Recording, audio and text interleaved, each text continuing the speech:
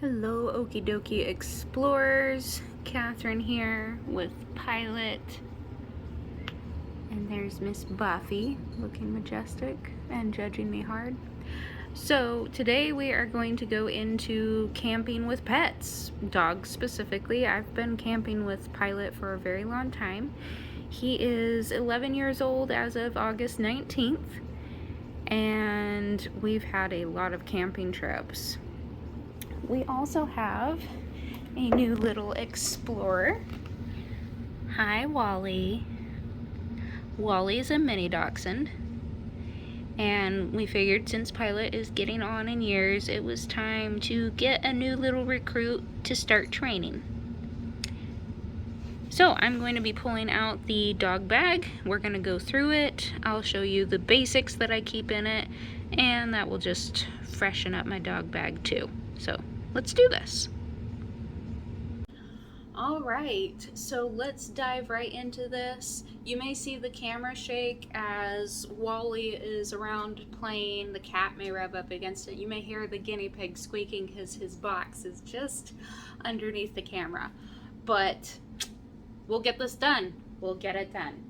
All right, so camping with dogs. What are the bare basic necessities that you need to do, prepare for, and have with you to go camping with a dog? Very important, before you ever leave the door, please make sure your dog is leash trained.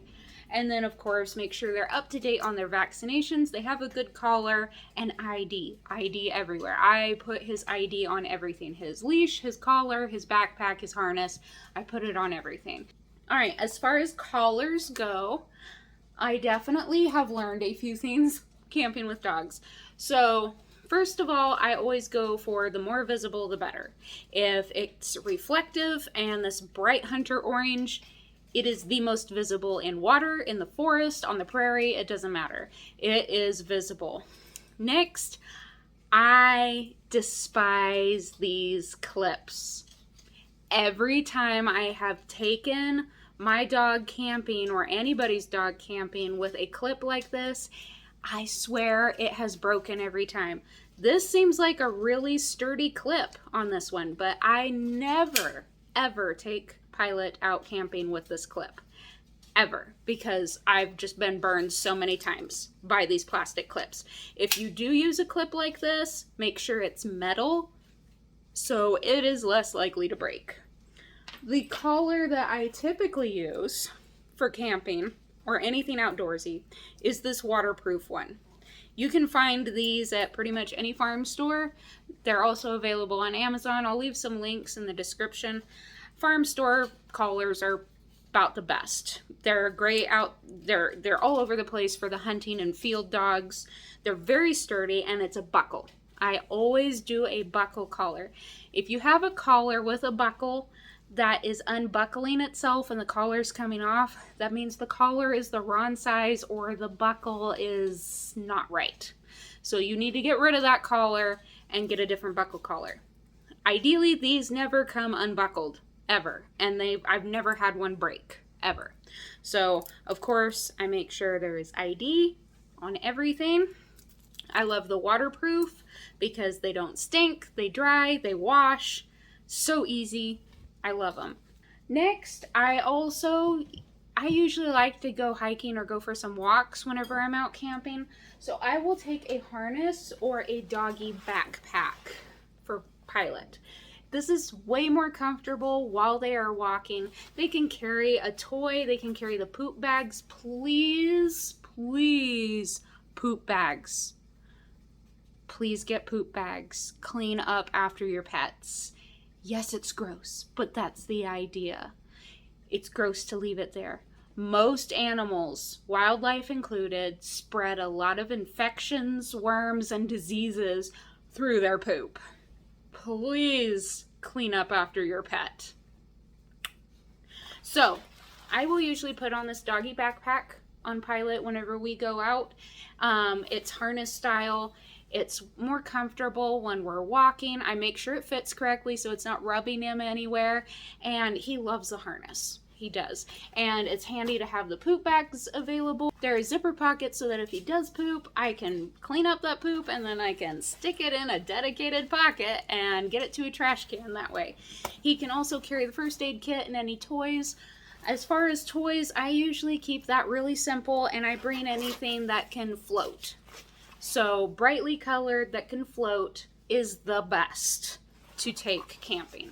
That way if it gets out in the water, you'll see it and it'll float and it won't become trash at the bottom of the lake or something. So, okay, here's a tip that I've picked up. So whenever I go camping, if I'm taking my dog walking or on a hike or something, the other thing I love about the backpacks or the harnesses is I love these. I love to make sure that there's a handle on the back where if we get on a narrow trail and there's another camper coming, it's just an extra way for me to have control and safety over my dog. And I can pull him close. He minds really well, but I can just pull him close and have that extra security of he's right there, he's not going anywhere, and if somebody has another dog that is out of control, I can keep better control of my dog, I can keep him close. Or if there's a bunny rabbit that sprints away, I can grab him really quickly and keep control of him. So that's just an extra thing there. Alright, so of course, sturdy leash. Make sure you have a strong, good leash. I do not recommend the retractable leashes that have like the little box and it zips in and out and in and out. Don't do that. Those aren't dependable. They tend to break a lot on camping trips. I've taken them camping and they tend to break. So get yourself a sturdy 6-foot leash that has some padding in the handle and has a good sturdy clip on it for your dog. And that way you just make sure you minimize the chances of anything breaking on you. Next, I really recommend a tie-out. So this particular tie-out I found at Walls on sale many years ago, and I love it. There are different ones available on Amazon, and I've seen some available at pet stores and stuff. This is Arcadia Trail. I've never seen them anyplace else. So I love it, and it is just a very long line. I think it's maybe like 30 foot of paracord here. It may be 50. I'm not sure. So, but it's just paracord basically with clips on the end. And it is set up and designed so that you can string it between trees. And I have not only strung this between trees, but also between fence posts, between railroad ties, believe it or not. Not on a working railroad. They were being used for embankments. Don't freak out. So I've used it on railroad ties. I've also put it between like the trailer hitch on the camper and the bumper of the pickup and have strung it between those two, and that has worked fabulously. So no matter where I put this, it works and I love it. There are different ones that you can, they come with stakes and you can hammer the stakes into the ground, and that's what I used to do. I used to just do stakes or have a lawn line that I could tie onto something. The problem with those that I constantly ran into is that if there was rain and there was soft ground and my dog took off after a bunny rabbit or something, he'd pop the stake right out of the ground. And then the lawn line that I would just tie onto something notoriously got tangled up or wrapped around something. I very rarely have that problem with this. Pilot rarely gets tangled up with this. I string it up, it's nice and tight, it doubles as a laundry line too, and he has more running room while I'm getting camp set up. So I love these. It gives your pet a little bit of freedom while you're at camp and gives you some freedom to just relax and enjoy your camping trip. So, next thing I usually bring that I think is very important is pet-friendly bug spray. Keep the bugs off your pet. keep the bugs off of you. So heartworms are usually brought about by mosquitoes. And so if mosquitoes don't like the bug spray that you're using on your pet, very likely fleas and ticks won't either. And we know that fleas and ticks have their own whole host of issues. So keep the bug spray handy. I usually put some not only in my camping bag, but also in Pilot's backpack while we're going. I never spray it, even if it's pet friendly. I never spray it directly on my dog. I always spray it on his collar, on his leash, on his backpack, on his harness, on my feet, on my shorts, on my head. I spray it anywhere but directly on my dog. Even though it's pet friendly, I just don't like putting things on my dog. So, but I definitely like keeping the bugs off my dog and keeping my dog healthy. This is a cooler bag, lunch bag, that I found at a thrift store for like $1 or something. On Amazon, there are travel bags that you can get for your dog or your pet that let you carry their food and their water, and it has like dedicated compartments for everything. It comes with collapsible bowls and stuff. Those are nice. I have never spent the money on one. I'm cheap. So I got this at the thrift store. It has lots of pockets in it. And so I keep all of the camping essentials in there. So I keep bowls. I usually use those collapsible rubber bowls. I have used hard-sided bowls before, and I have used like the waterproof fabric bowls. I don't like either one of those. The hard, your standard stainless tin bowl, it's hard to pack and it's clunky in the bag. It takes up a lot of space. And then the fabric bowls don't stand up nicely. They're not as waterproof as they're touted to be. Pilot doesn't like eating or drinking out of them. I don't like them. They're hard to clean. I don't like them. The collapsible rubber bowls are the best, and those are available pretty much everywhere. I'll leave some Amazon links in the description. And then I usually pack just enough food plus one meal for my dog. That way, if I'm gone 3 days, I pack 3 days worth of food plus one extra meal. That way, if we're stranded, something happens or whatever, I make sure my dog isn't going hungry. But then I also make sure I'm not overloading my bag. And I just put it in a baggie for him and carry it in a baggie because I'm cheap. But there are some awesome waterproof dog food bags that you can roll the end on and zip it up and all of that good stuff and keep it sealed really good.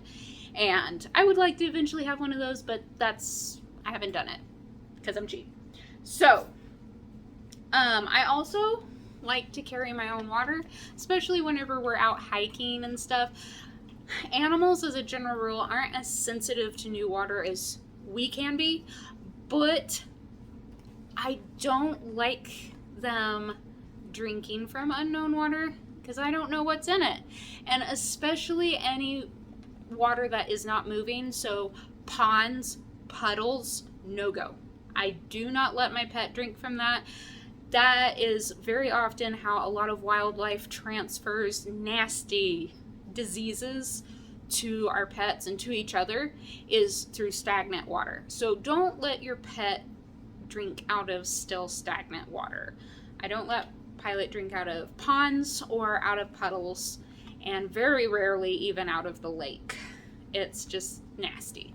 Rivers are usually okay because that is moving and cleaning itself and all of that good stuff.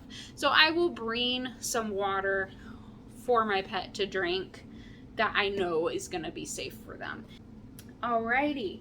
So I also pack a first aid kit. I will often keep a little one in either my hiking backpack or his hiking backpack, and definitely in the go bag for the dog. And the only difference between our first aid kits and a pet first aid kit generally is Band-Aids. You can't use Band-Aids on pets. Even hairless ones, the adhesive isn't so good for them. That's for us, not for them. So what I do is I will just get myself a little first aid kit, and then for Pilot, what I will do is I will put in, make sure there's gauze and an ace bandage, and then some pet friendly salve or something, so that if he gets a blister or something minor, I can put that salve on there and help protect it. And then if he gets a cut, a major cut or a bite or something, I can doctor that with alcohol, put antibacterial ointment on it, and cover it with the gauze and the ace bandage where he can't lick any of that off, and then that will get us to a vet. That's what I do. Gauze, ace bandage, and some pet-friendly salve. I also pack a towel and a brush. Pilot is not a dog that needs a lot of grooming, but he does like to be brushed, and sometimes we'll get into rain or mud or something, and I can brush a lot of the mud off. I especially like the rubber brushes. If he's shedding, if it's shedding season, that also helps a lot. I'll just brush him all the time. And then usually I pick up a microfiber towel from the automotive department at Walmart, because they are super absorbent. They soak up a lot of water. They pack away really nice and small, and travel really well, and then they dry out okay, so I can hang it out over his tie out line, and it's usually dry by morning. So those are the other two things I pack. I also bring a blankie for camping. So whenever I would do tent camping or even camping in our camper, I make sure that Pilot has a blankie. And I have trained him, I've spent time at home training him to go lay down on the blankie. So if we go out into the tent and I tell him go lay down, he goes to his blanket, he lays down, he'll stay there all night long. If we're in the camper, it's the same thing. I can put it under the table where there's not a lot of foot traffic, and he will go lay under the table on his blanket. He knows that's his spot, that's his safe space, and he'll sleep all day, all night on that blankie. So there's dog bed rolls, camping beds, stuff that you can pack away and roll up really tight and stuff. I've never spent the money on that. I've just always gotten a cheap Dollar General blanket, and that has always worked out good for us. So, but like I said, I spend time at home teaching him to go to that blanket and lay down on it. So, another thing I often pack is a pair of detachable bells and a detachable light for the collar. So I hardly ever go out walking in the dark. We never make camp in the dark, but in case of the event that we do, or we have to go outside in the dark for any reason, I want them to have a light. I want to be able to hear them. I want other campers to hear them. I want wildlife to hear them. I want my dog visible and heard at all times. And then if there's a point where I don't want them to be heard, I don't want the bells, I can unclip it and put it in a little pocket somewhere. Pilot does not enjoy swimming, but I have been camping with dogs that do go swimming. I do recommend a doggy life jacket, even for this, dogs that love swimming, golden retrievers, Labradors. I think the life jacket, first of all, makes them more visible. They're usually in bright colors, and I'm big on visibility. And then also, even if they are really good swimmers, if it's an unknown area, I don't know what's in the bottom of a lake. I want them to have all the help they can to just have fun and swim safely. Plus, I think for some of the floppy-eared breeds like the Golden Retriever and the Labrador, I think it helps them keep their head more above water, and I think it lessens the chances of ear infections. I have no science to back that up, but that's just me. So, some people take booties for their dog to go hiking and camping in. That's up to you and your dog. I have never ever needed booties. I've never tried booties with any of my dogs, but some campers cannot live without them.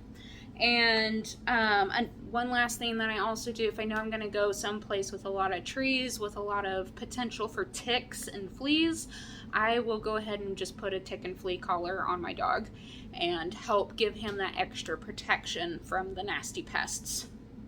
So those are my basics. Those are all of my basics for camping with a dog. You don't have to do all of everything that I listed here. You may need more, like the booties. You may need booties, or you may need less, and that's completely fine. You will never really know until you go camping with your dog exactly what you and your dog need. So yeah, just get out there, make sure your dog is leash trained, make sure they're up to date on their vaccinations, and that you have a vaccination record with you, and then make sure they have a sturdy leash, and go out camping, go have fun. And the minute that it's not fun anymore, there's no shame in packing it up and going home. You don't want to ruin the experience for you and your dog. You want it to stay fun. So work up to it, build up to it as much as you can from home. Sleep on the couch, have a camping trip in your living room. Make sure they are leash trained, please. And if you do put something new on them like booties, do that at home, build up to it. If you want to go for a hike, make sure that you've been working up to that too, and don't just shock them and yourself by going from couch potato to a 9-mile hiker in one day. But otherwise, just go out and have fun. Experiment. Find out what works for you and your dog. And if you have been camping with your dog, if I missed anything, if you have any tips and tricks that you'd like to share, please leave them in a comment. We would love to hear from you. I'm sure there's other people watching this video who would love extra tips and tricks. So let us know in a comment. And if you like this video, please hit the thumbs up, like it, and please consider subscribing. So we would love to have you around. We'll have more great content like this, and we will see you in the next video.